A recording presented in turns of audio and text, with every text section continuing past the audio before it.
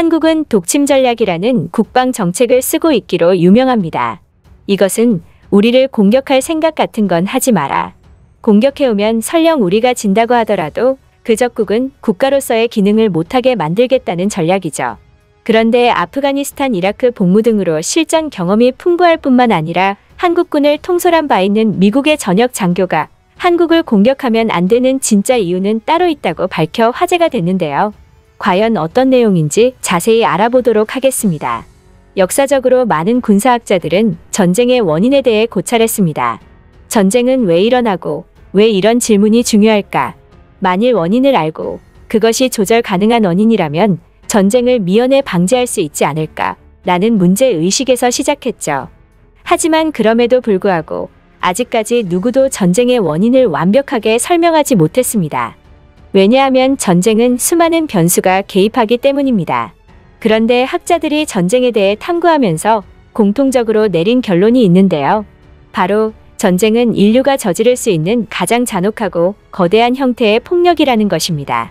그래서 그들은 전쟁이 일어나는 원인보다는 어떻게 해야 전쟁을 피할 수 있을지에 대해 연구했고 그 결과 이러한 결론에 도달했습니다. 전쟁은 근본적으로 모두의 손해이며 가급적 피해야 할 행위이고 이를 막기 위해서는 전쟁에 대한 대비와 국방력 확충이 필요하다. 역설적이게도 전쟁을 피하고자 한다면 전쟁을 위한 준비를 철저히 해야 한다. 학자들은 현재 지구상에서 벌어지는 각종 분쟁과 내전은 상호 간에 보유한 무력이 어정쩡한 수준에서 비등비등하기 때문에 발생한다고 입을 모아 말합니다.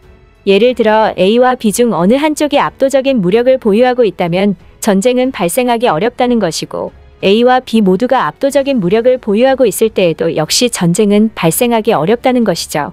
결국 현대의 전쟁은 A와 B가 서로 비슷한 수준의 무력을 보유하였으면서도 그 무력 수준이 변변치 않아 어느 쪽도 상대방에게 치명적인 타격을 주기 어려운 상황에서 주로 발생한다는 것입니다. 때문에 그들은 지구상에서 군사력 밀도가 가장 높은 지역인 동북아시아가 오히려 전쟁 위험에서 가장 안전한 지역이라고 말하는 것이죠. 그런데 일각에서는 이러한 의견에 치명적인 오류가 있다고 말했는데요. 바로 한국의 사례를 들었습니다. 한국은 분명 전 세계 기준으로 압도적인 무력을 갖고 있는 것은 사실이나 주변의 초군 사강대국들이 득실거리기에 강한 군사력을 갖추고 있다고 하더라도 언제든지 침공당할 수 있는 위치에 있다는 것이죠. 다시 말해 A와 B 모두가 압도적인 무력을 보유하고 있을 때에도 전쟁은 발발할 수 있으며 동북아시아를 안전한 지역이라고 단정지을 수 없다는 것입니다.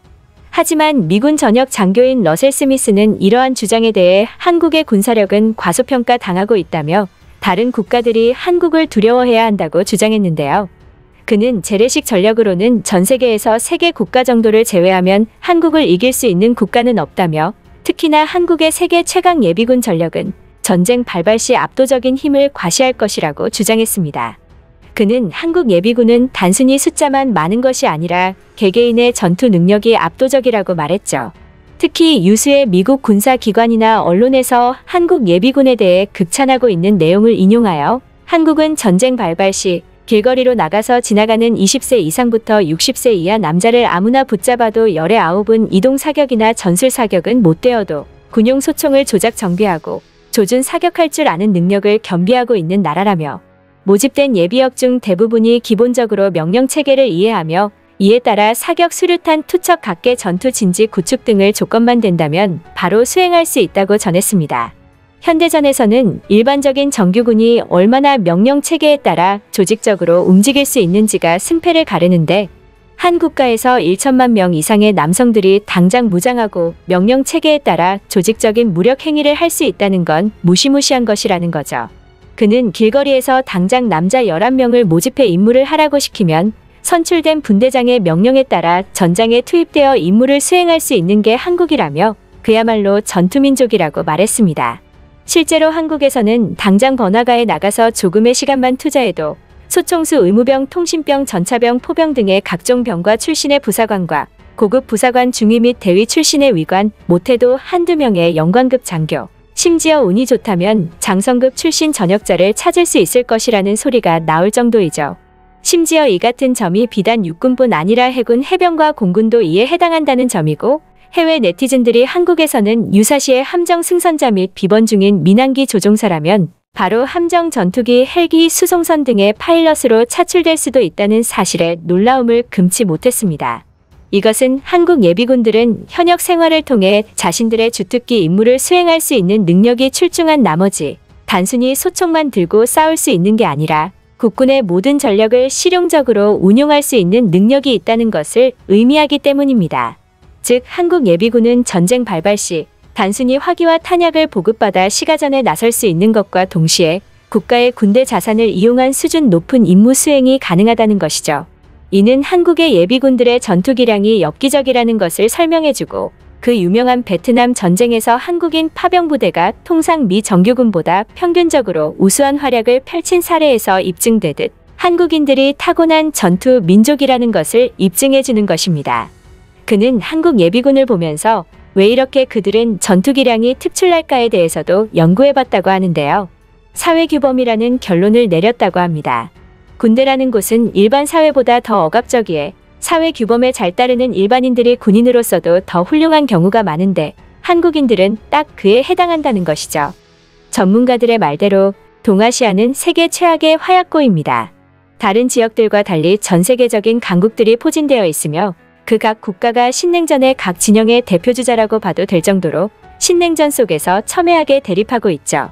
게다가 여기서 전쟁이 터지는 순간 수많은 사람들이 죽는 것은 물론 세계적인 경제에 영향을 주기 때문에 세계의 지정학자들이 다른 곳들은 그냥 화약고 취급하는데 반해 여기는 세계의 원자로라고 부를 정도로 가장 위험한 곳으로 꼽힙니다. 특히 한반도나 대만 해협에서 전쟁이 발생할 경우 제3차 세계대전이 될 가능성이 매우 높죠.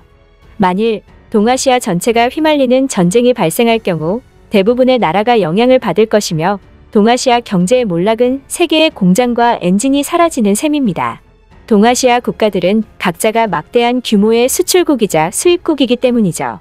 단순히 BMW나 메르세데스 벤츠를 봐도 알 수 있지만 상당수의 해당사 차량을 경제력이 좋은 동아시아 국가들이 구매하고 있으며 미국산 쇠고기 같은 미국산 농산물의 소비량도 만만치 않습니다.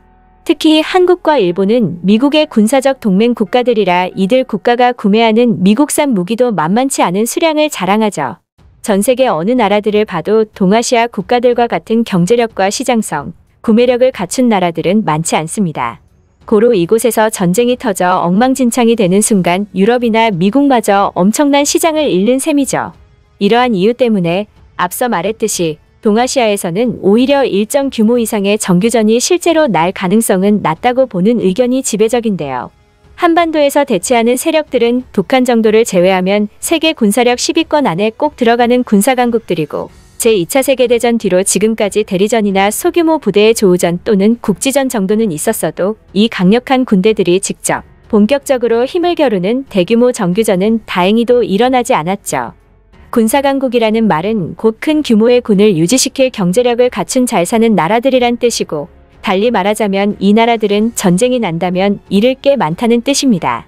잘 나가는 나라일수록 돈과 시간이 갈려들어가는 전쟁을 멀리하고 안정과 평화를 추구하는 것은 당연한 이치인 것입니다. 하지만 한반도와 주변국 모두 이해관계가 너무 복잡하게 얽혀있기에 섣불리 안전할 것이라고 단정지을 수는 없으며 지금까지의 인류 역사가 증명하듯 전쟁은 절대로 예측할 수 없습니다. 국가 간의 역학 구조상 이곳에서 발생하는 전면전에는 미국과 중국, 러시아의 군사 개입 확률이 높고 이 국가들 간의 전쟁이 일어난다면 한반도가 직접적 요인이 될 가능성 또한 매우 크죠. 그렇기에 세계의 평화를 위해서라도 한국은 더 강력한 군사 강국으로 나아가야 할 것이며 모두가 두려워하는 최강의 예비군 전력이 유지되길 바랍니다. 끝까지 시청해주셔서 감사합니다.